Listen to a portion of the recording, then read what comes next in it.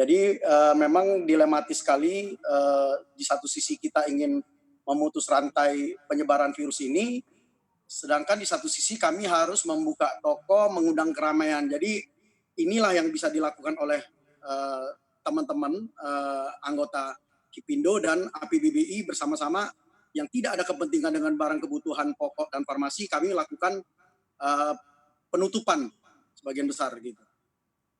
Lalu efeknya seperti apa, Pak? Apakah sudah ada perhitungan meleset dari target yang ditetapkan hingga di hampir kuartal 1 tahun 2020 ini? Saya kira itu sudah pasti ya, hanya seberapa besar kerugian itu yang memang belum kita bisa predik karena PSBB ini masih berjalan, sedangkan pengeluaran masih terus berlangsung gitu. Karena pengeluaran-pengeluaran ini kan bukan hanya sekedar eh, penutupan toko itu sendiri, di mana di situ ada karyawan dan utility-utility yang mungkin ada minimum pembayaran dan berbagai faktor yang saya kira sampai saat ini kami tetap bertahan menjaga bagaimanapun sebisa mungkin PSBB ini sedikit mulai sebisa mungkin dilonggarkan kalau bisa sebelum menjelang Idul Fitri. Nah ini kemungkinan untuk kami beraktivitas kembali untuk sedikit mendapatkan tambahan untuk pendapatan tahun ini saya kira ini sangat menolong gitu Mbak Neke. Pengeluaran yang Anda maksud tadi juga termasuk dari biaya sewa begitu, Pak, ya? Apakah tidak ada, keringanan Ada salah atau, satunya. ada semacam, kerjasama begitu dengan pihak pengembang mal begitu terkait dengan PSBB ini?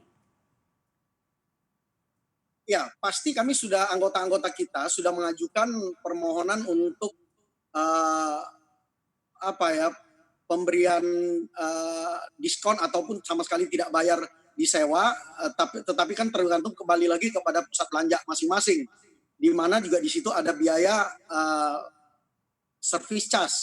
Nah, saya kira memang ini tidak bisa secara keseluruhan pusat belanja, tetapi ini yang kita upayakan, kita ajukan dari masing-masing anggota terhadap di mana mall yang mereka sewa, uh, yang mereka sewa gitu, gitu kira-kira Mbak Aineke.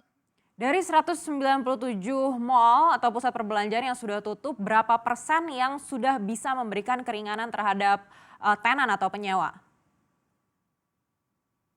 Sangat variatif ya, kalau kita lihat mungkin udah di atas 50% sudah memberikan beberapa skim-skim yang bisa sedikit membantu lah. Karena ada yang memberikan full untuk diskon sewa, ada yang di atas 50%, ada yang masih bertahan untuk menunda pembayaran, dan ada yang sama sekali tidak ingin memberikan keringanan soal sewa tersebut. Nah, kalau di service charge mungkin ada beberapa skim yang ditawarkan. Ada yang memberikan diskon, ada yang sama sekali tidak usah membayar. Saya kira banyak sekali pusat-pusat belanja yang berbeda-beda karena mereka tidak bisa secara bersama-sama karena mempunyai permasalahan yang berbeda-beda juga saya kira. Berapa persen yang tidak memberikan keringanan sama sekali, Pak, dari 197 mal yang tutup itu? Saya belum bisa merangkumkan secara keseluruhan karena ini kan perlu, karena anggota kita juga tidak seragam hampir di semua pusat belanja yang sama karena berbeda-beda. Saya kira kalau dari data-data yang masuk lebih kurang saya kira masih yang bertahan sama sekali tidak ingin memberikan keringanan mungkin 30-40% ada kali.